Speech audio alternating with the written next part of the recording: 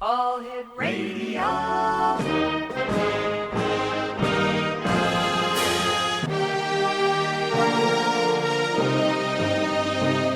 Welcome to the X Zone, a place where fact is fiction and fiction is reality. Now, here's your host, Rob McConnell.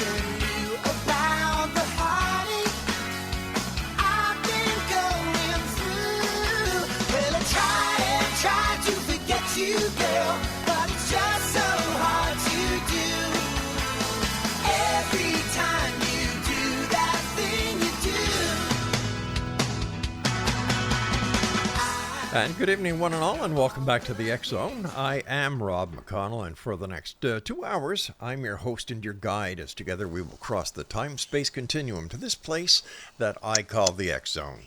It's a place where people dare to believe and dare to be heard. It's a place where fact is fiction and fiction is reality. And the X Zone comes to you Monday through Friday from 10 p.m. Eastern until midnight, right here from the broadcast center and studios of the X Zone Broadcast Network in St. Catharines, Ontario, and on your hometown radio, Classic 1220, streaming around the world on classic1220.ca. If you'd like to send me an email, my email address is xzone@classic1220.ca.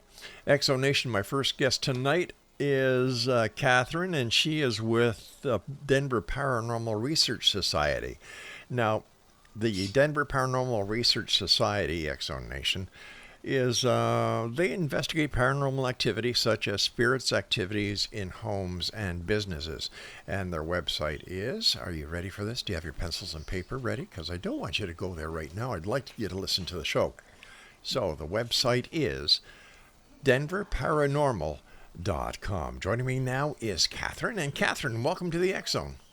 Hi, thank you. It's nice to be here. I'm excited. Nice having you with us.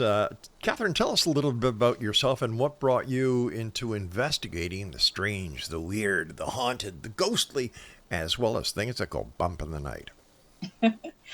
I think it all started when I was a child. Mm-hmm. And I had parents that I think encouraged it because I grew up in a Catholic household. Mm-hmm. So there's the belief of good and evil, Yep. angels, demons, that sort of thing. So it was kind of like just a part of life. And I just wanted more.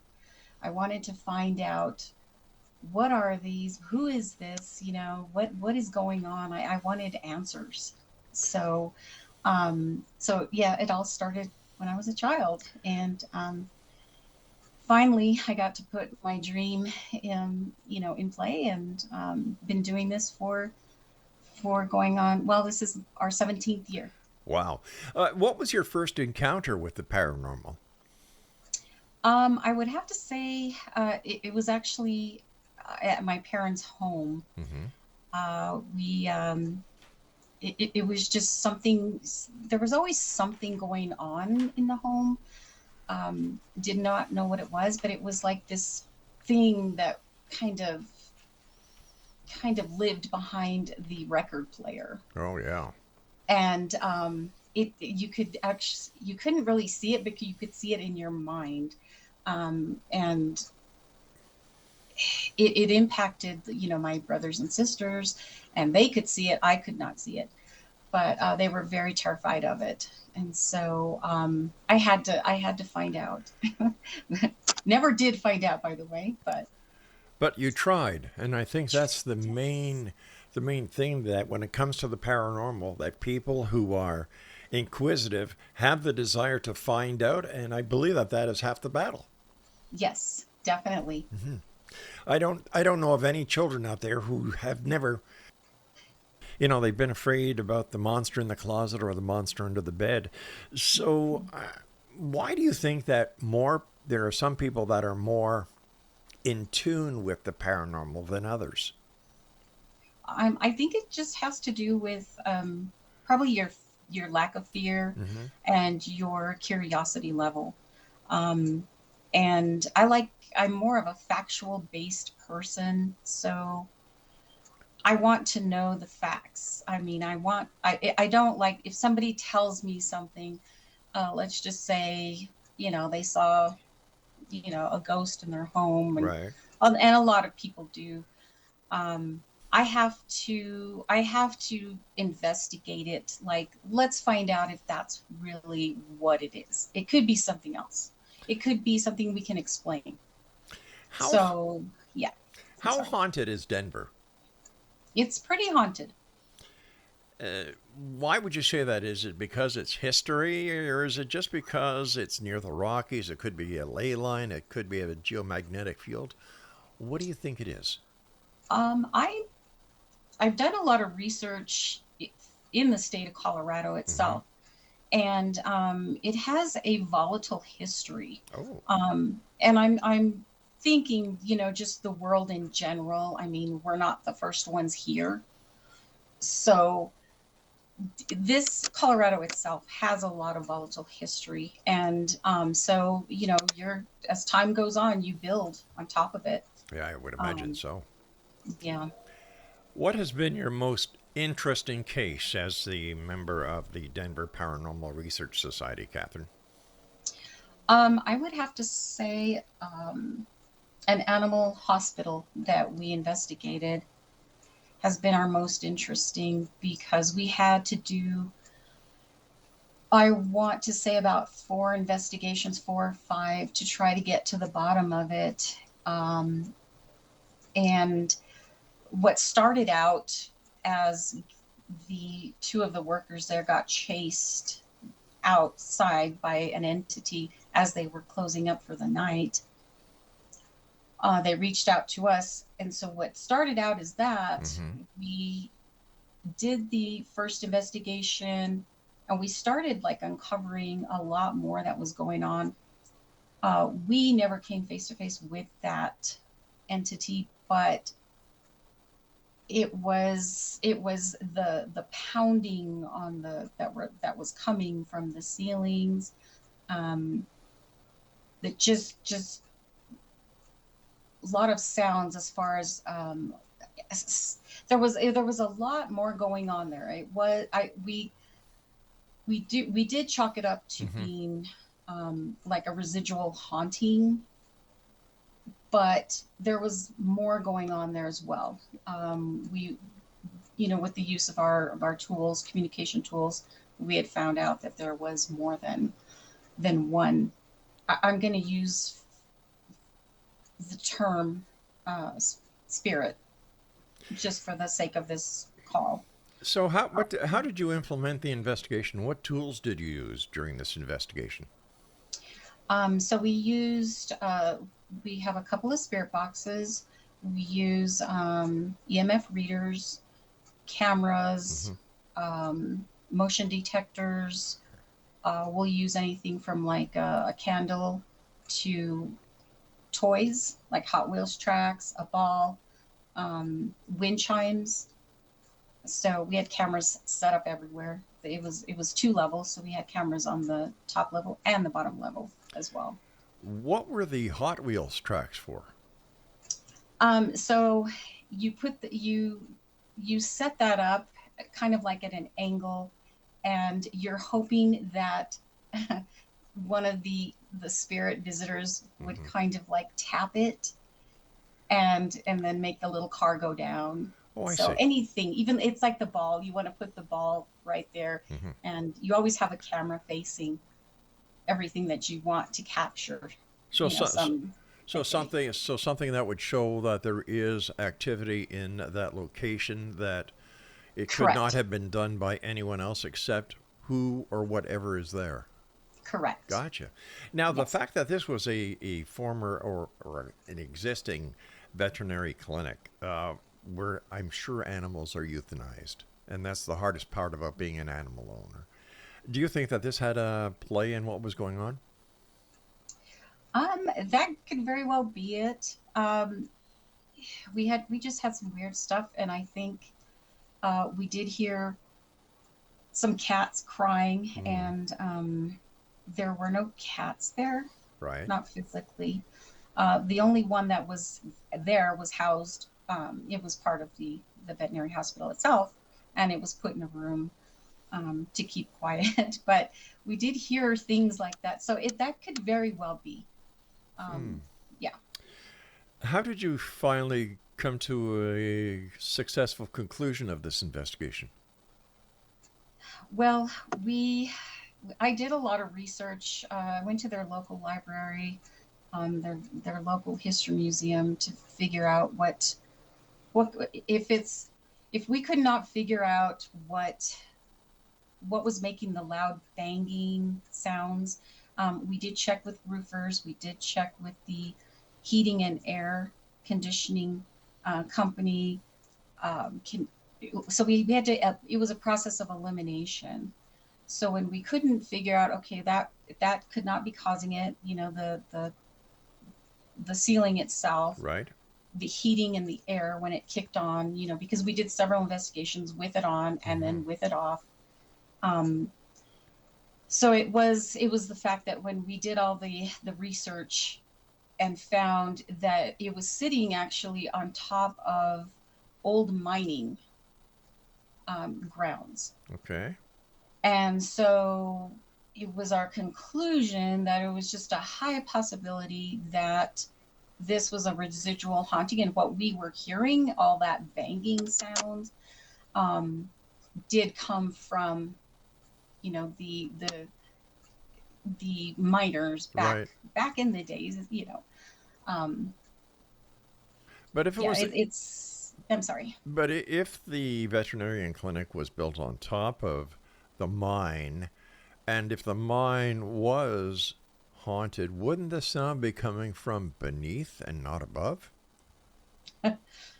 Well, I mean, you would think, Yeah. but nothing is an exact science. Isn't when that it the comes, truth?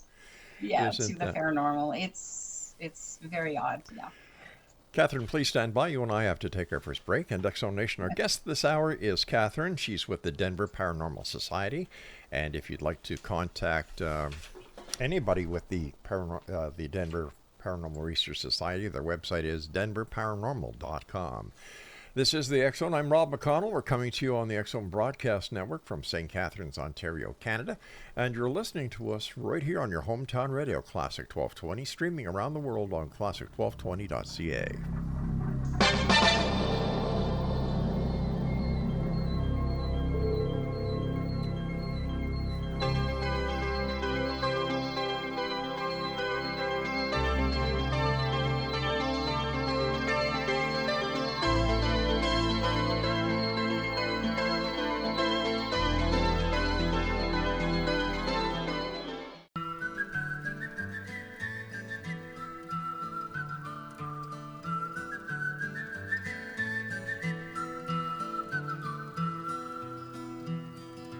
All around old Cape Horn, ships of the line, ships of the morn. Some who wish they'd never been born, they are the ghosts of Cape Horn. Fall-a-rilla, riddle-de-rum, with a rim-dim-diddy and a rum-dum-dum. Sailing away at the break of dawn, they are the ghosts of Cape Horn. See them all in sad repair, demons dance everywhere, southern gales, tattered sails, and none to tell a tale. Come all of you rustic old sea dogs. And welcome back. That's Gordon Lightfoot, Ghosts of Cape Horn. And this is the X Zone on your hometown radio, Classic 1220, and streaming classic1220.ca. Catherine is our special guest, and she is with the Denver Paranormal Society, and their website is paranormal. Oops, no, it's not. It's denverparanormal.com. Sorry about that, Catherine. No worries. Catherine, what are the factors when somebody contacts you and the group as to whether or not you accept or decline the investigation? That's a really good question. So when someone reaches out to us, Mm-hmm. saying that they have paranormal activity in their home, something, terrible or scary, I I will, call them back and have a very long talk with them. I want to hear their story. I want to hear what's going on. And it's very important because I'm looking for different clues when they tell me their stories. And the clues meaning what sets them aside from regular paranormal activity versus maybe something that's really bad. And if it is something that I feel is really bad, I will not put us in that situation because we're not trained to deal with something that might be of maybe the demonic area. So I just listened to their story, Mm-hmm. and I have to say that out of all these years that that we've been doing this, I want to say that 99% of the time it's just your basic paranormal activity. If it's that. Now, it's very different. Paranormal, the paranormal world is very, very diverse anyway. It's very complicated because people don't just come calling and say, oh, I have a ghost in my home. No, they um, it could be something that you could explain away very easily. So when they come calling, it's I want to listen to the Mm-hmm. facts. I want to listen to what's going on. So I want to listen to how many times is it happening and what is happening and who is it happening to, because those are very important factors. Because if only one person is being affected, then I have to just take kind of like a different path on that. Now, if the whole household are experiencing something different, as far as seeing shadows maybe in the upstairs, and then they're being um, tapped on the head, downstairs or whatever. That's different. But if it's one person who's only experiencing it, but no one else in the home is experiencing it, then I'm going to lean more towards, I think there might be more of an issue with the one person. So there might be other things Mm-hmm. going on with the person, not necessarily paranormal.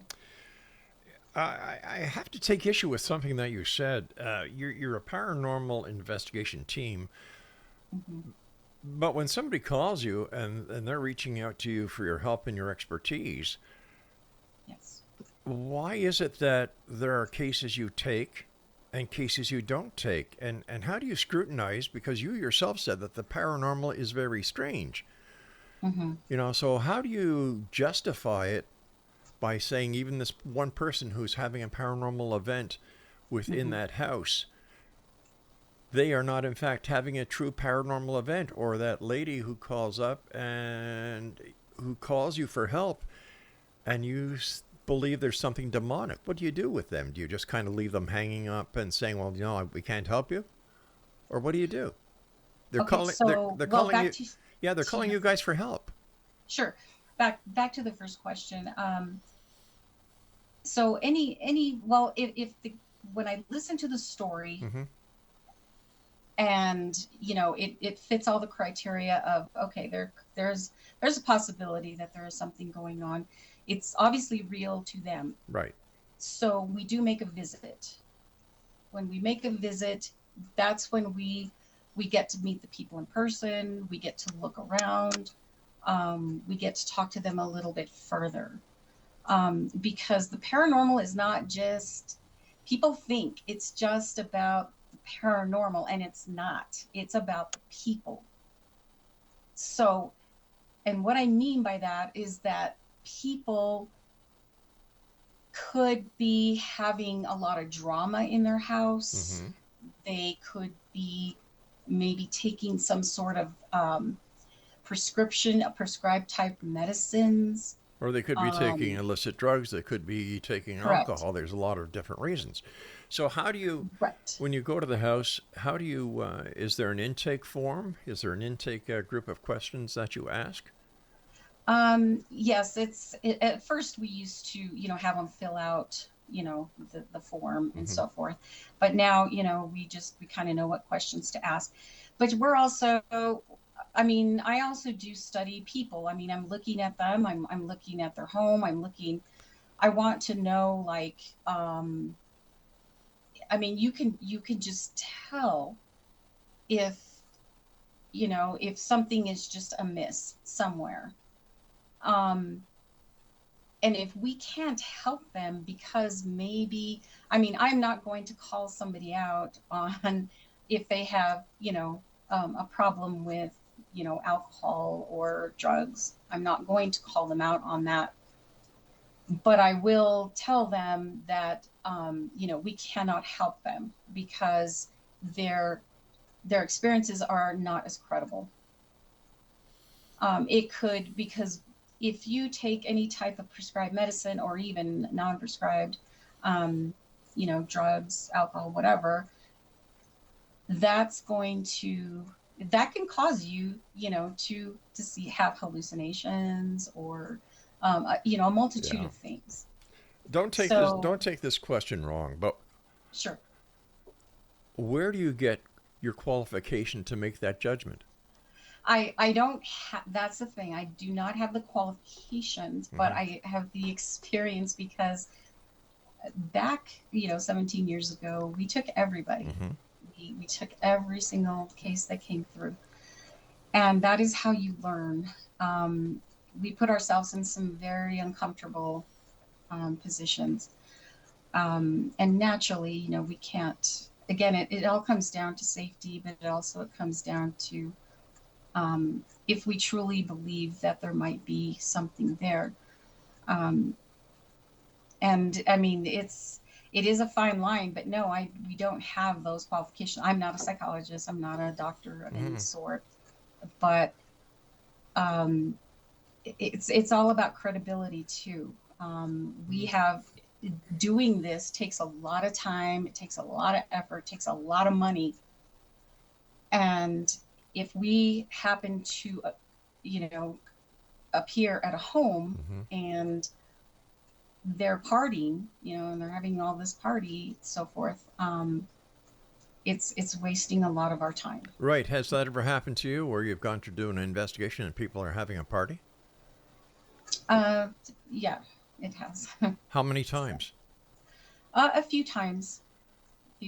So based on what happened a few times, does that impair your judgment when, looking at other cases because you feel it might be a party time that they're looking for, and when in actuality they're looking to you for help? Well, we change our procedures. Okay. We have changed our procedures as far as when we set up the appointment to actually do the investigation. Is we let them know that please refrain from using any type of, stimulants while we do the investigation. How many And members? that's How many yes. members are there of the Denver Paranormal Research Society? Well, right now there's 3. Oh wow! And do you each have a specific role when you go to do an investigation? Yeah, we do. So we have one person who's like our intern. He's in training. And so he right now is learning how to use the equipment. So his name is Charles, and he does a phenomenal job on, taking pictures. He takes pictures of the inside, of the outside. And then he also has a meter. So he's in training. He uses the same equipment that we use. But Bo, he's also another person on the team as well. And he's more of the empathetic type of person who gets to know the people. And when we do the spirit box sessions, he's the one who conducts them because of his, personality to connect. And and I'm basically your analysis type person.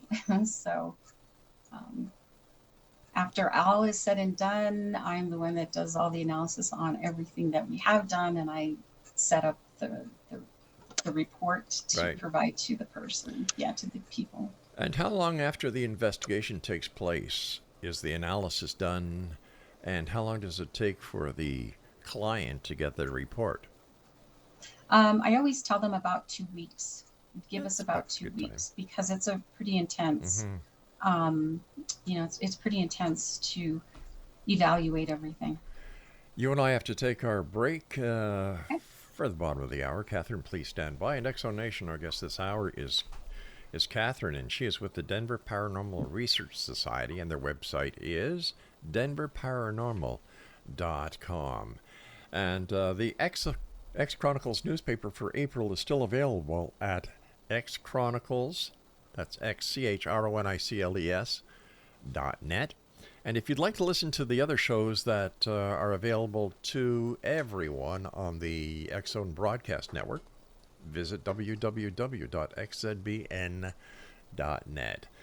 The X Zone, a place where people dare to believe and dare to be heard, is heard Monday through Friday from 10 p.m. Eastern until midnight, right here on the X Zone Broadcast Network, and you're listening to us on your hometown radio, Classic 1220, streaming classic1220.ca. Catherine and I return on the other side of this break. Don't go away. All around old Cape Horn, ships of the line, ships of the morn. Some who wish they'd never been born, they are the ghosts of Cape Horn. All-a-ralla, riddle-de-rum, with a rim-dim-diddy and a rum-tum-tum. Sailing away at the break of dawn, they are the ghosts of Cape Horn. See them all in sad repair, demons dance everywhere, southern gales, tattered sails, and none to tell.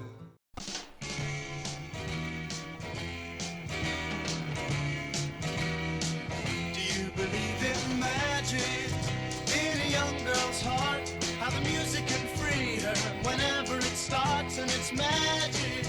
If the music is groovy and makes you feel happy like an old-time movie, I'll tell you about the magic and it'll free your soul. But it's like trying to tell a stranger about a rock and roll. If you believe in magic, don't bother to choose if it's jug band music or rhythm and blues. Just go and listen. It'll start with a smile that won't wipe off your face, no matter how hard you try. And welcome back, everyone. Catherine from the Denver Paranormal Research Society is with us, and their website is denverparanormal.com. Catherine, before you were talking about how you conduct the investigation, you mentioned something about a spirit box. Can you describe to our listeners what a spirit box is? The spirit boxes that we use are little radios that actually they cycle through channels, through radio channels. And the theory behind that is that the spirits can manipulate those frequencies to relay the messages. And that is what we highly rely on. Now, what kind of messages would you get from the other side using these spirit boxes? Do you have to ask them questions? So yes, we have like a series of 10 questions that are related to the case.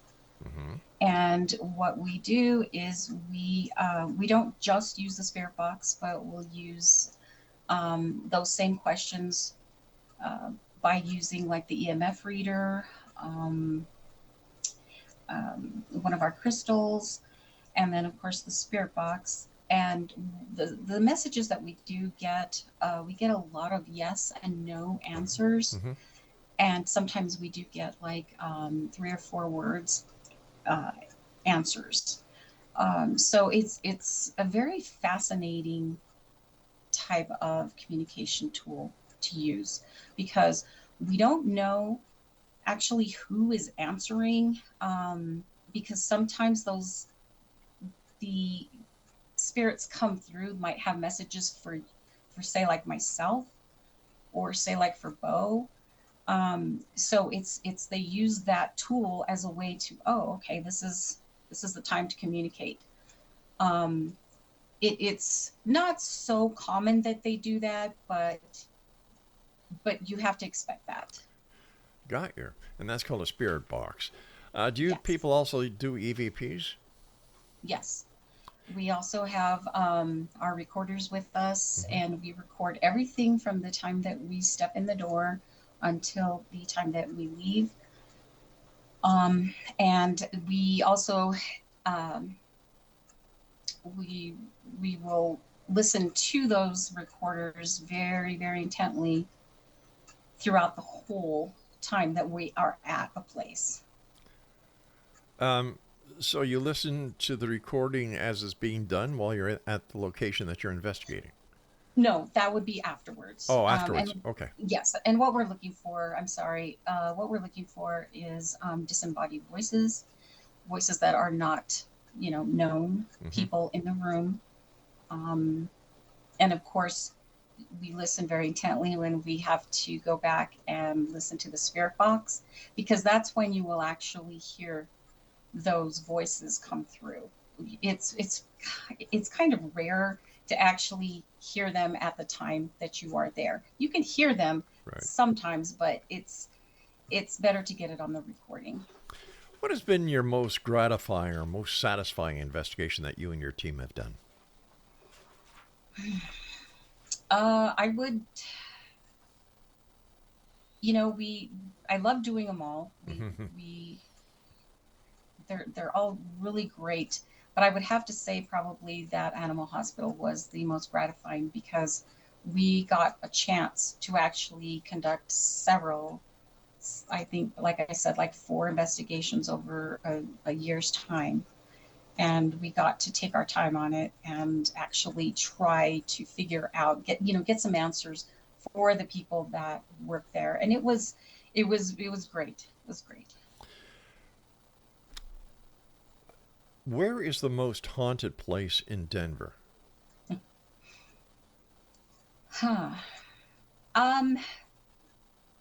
That's a good question.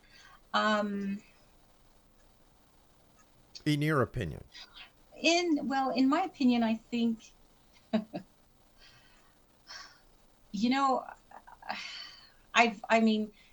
I would say in Colorado, the Stanley Hotel is actually very well known for paranormal activity.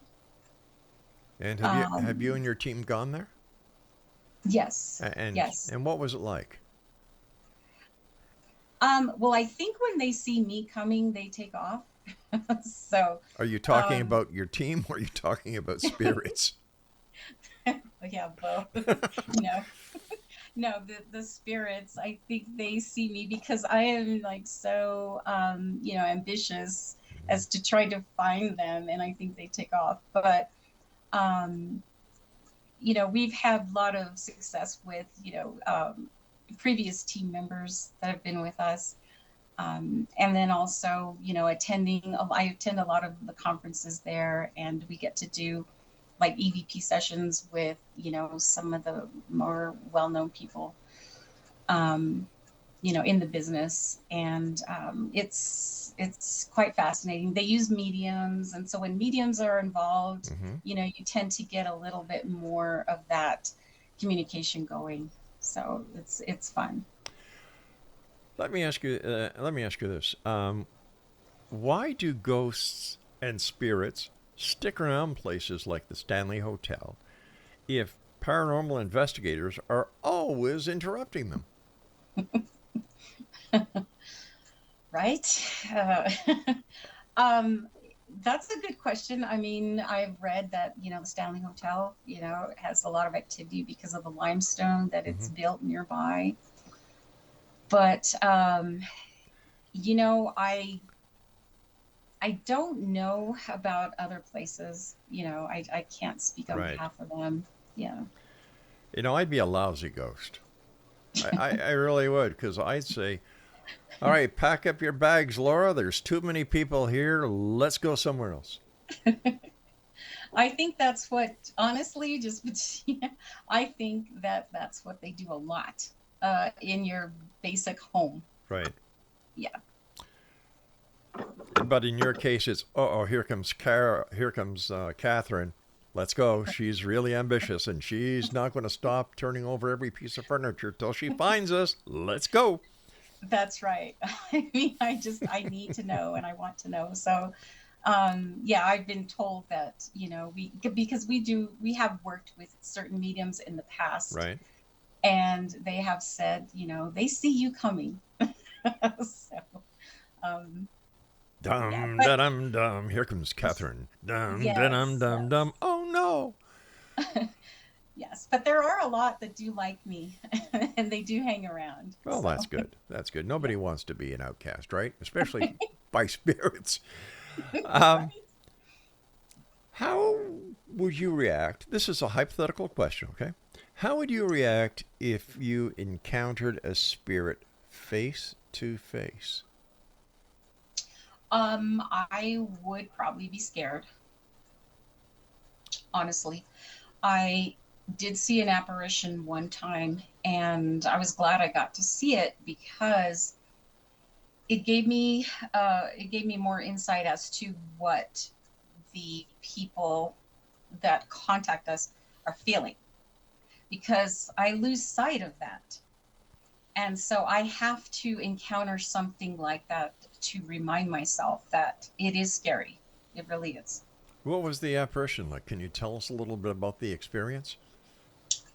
Yes, I was in a friend's home. I was in the basement, and I was just working on my laptop. And when I looked up towards the basement, in front of me, it looked like a female. It was like a typical apparition that people would describe, just floating by, just walking. But of course, it wasn't walking, but you could see it. And it happens so fast. Even though it's slow, it's still fast. So I got up and I tried to follow it. Of course, it was already gone. But it did scare me. So when I looked around the corner to the stairs, looking up the stairway, there was a dog sitting there at the top of the stairway, just looking down. And I turned around and I came back and I thought, you know what? I would not want to encounter that when it's dark. This was not during the night. This was during the day. Was there any paranormal activity before you went there? No.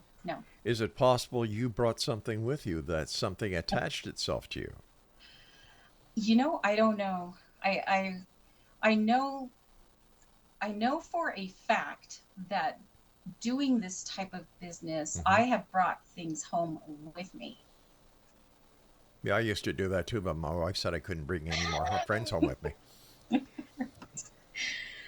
Yeah, it's a lot of things, and it again. I need those type of things to remind me of what people are experiencing, because it's scary when you first see something or experience something like that. Now, the fact that there had not been any paranormal activity prior to you having this experience with the apparition, has there been any paranormal activity since then? In that one home, Yeah. my friend has moved out since then. Wow. So don't know. Yeah. All right, you and I have to take our final break for this hour. First of all, it's great talking to you, and beautiful country, Colorado. I've flown over Colorado many times on our way to Hawaii and other destinations, and it's just a beautiful state and super great people. So thank you very much for joining us. Sure. All right, you stand by, and Exo Nation, once again, Catherine from the Denver Paranormal Research Society is our guest this hour. And she's in Aurora, Colorado, and if you'd like to find out more about the Denver Paranormal Research Society, visit their website, www.denverparanormal.com. When we come back, we're going to be wrapping up this hour with our guest, Catherine, and we still have another hour to go, Exo Nation, because this is hour 1, 10 to 11, and then 11 to midnight. is our final hour each and every night right here on the X Zone from our broadcast center and studios in St. Catharines, Ontario, Canada, on the X Zone Broadcast Network, coming to you on your hometown radio, Classic 1220, and streaming classic1220.ca. We'll both be back on the other side of this break, so whatever you do, don't go away. And listen, once again, the X Chronicles newspaper is still available at www. You got the address so far? www.xchronicles.net. I'm Rob McConnell. Don't go away. Do you believe in magic in a young girl's heart? How the music can free her whenever it starts, and it's magic. If the music is groovy and makes you feel happy like an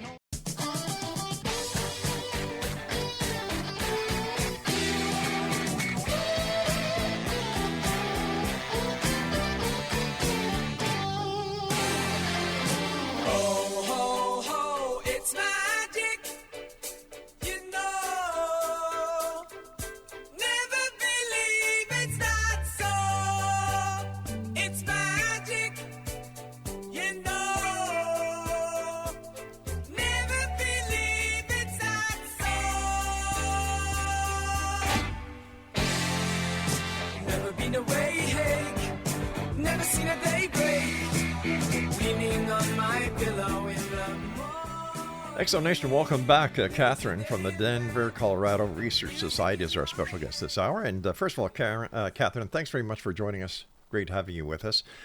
And please give my very best to the other members of your team. Yes.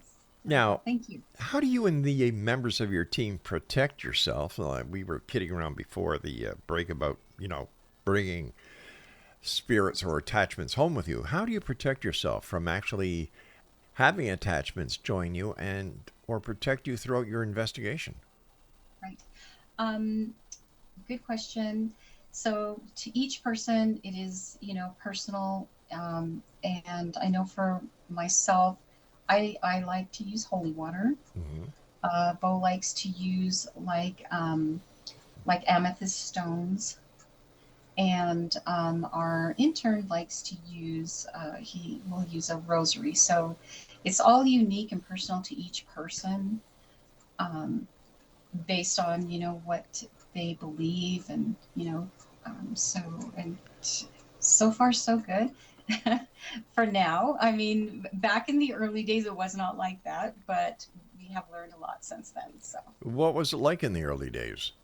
Back in the early days, I was very careless because, I did not have a whole lot of belief that, things were out there. So I didn't use anything for any type of protection. And I brought a lot of things home with me. And it wasn't until those lessons, of things coming home with me that I learned, I better take this serious. This is not something you want to play with. Sure. This is for real. And it's out there. So what would happen when you would bring these attachments home with you? What kind of mischievous trouble would they get into?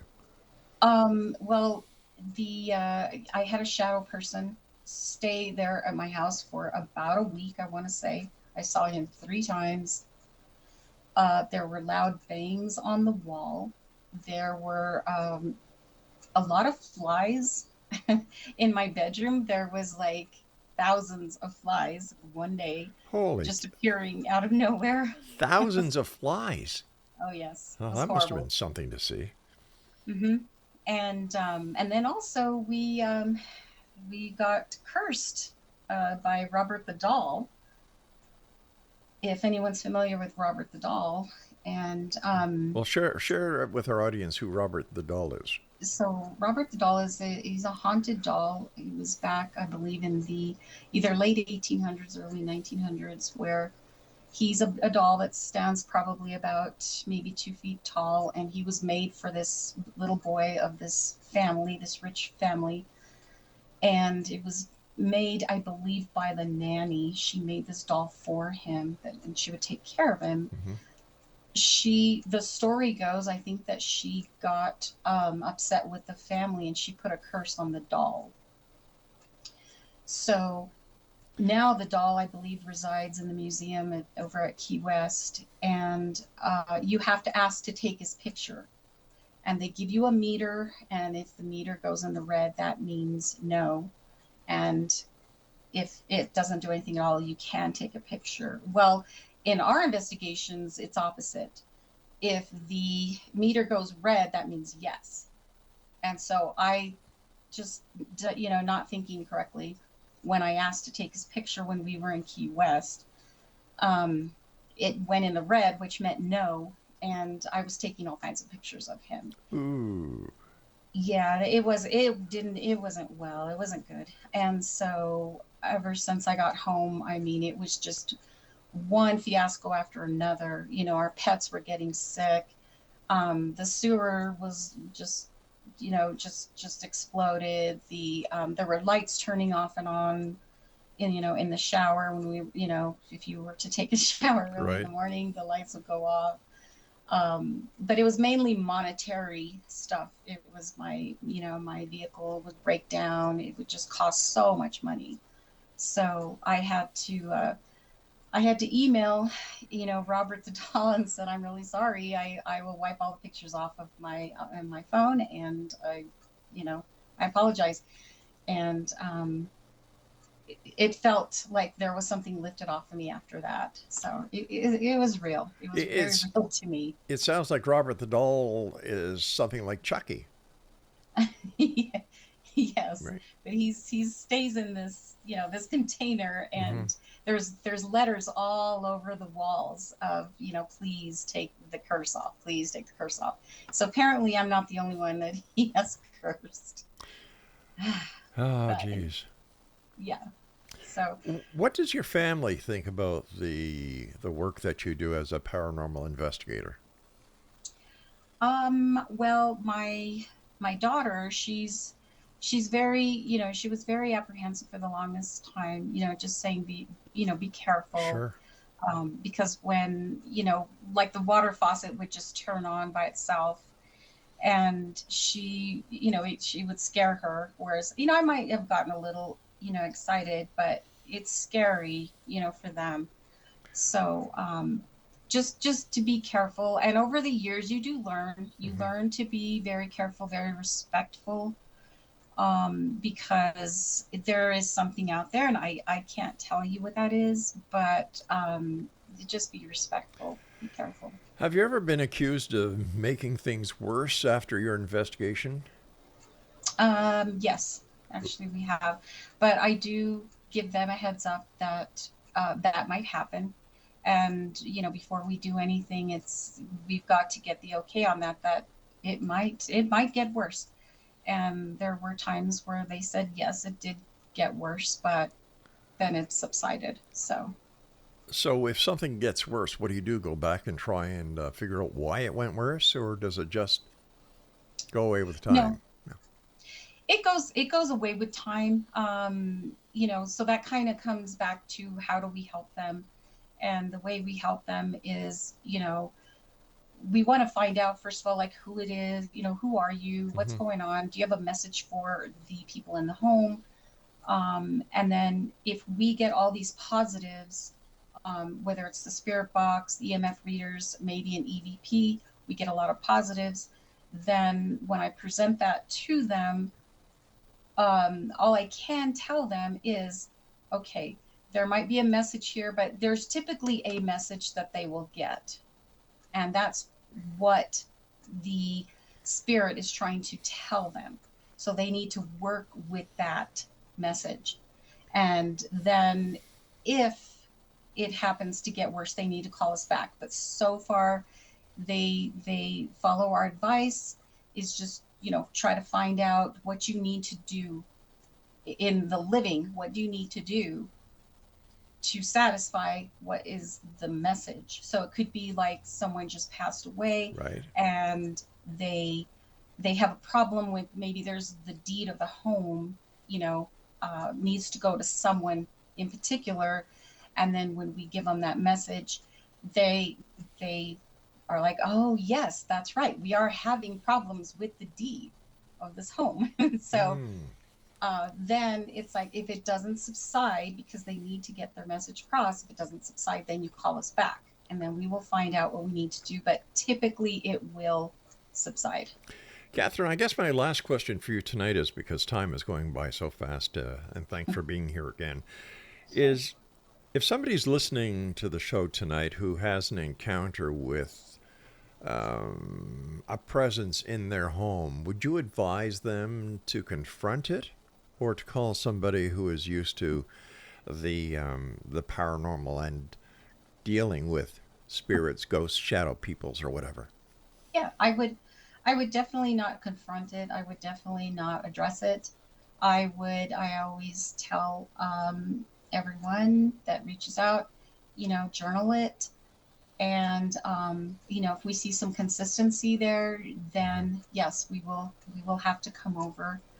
And, but if it goes away, it'll just go away, but never confront it unless you are a professional in this type of business, because you could just make it worse.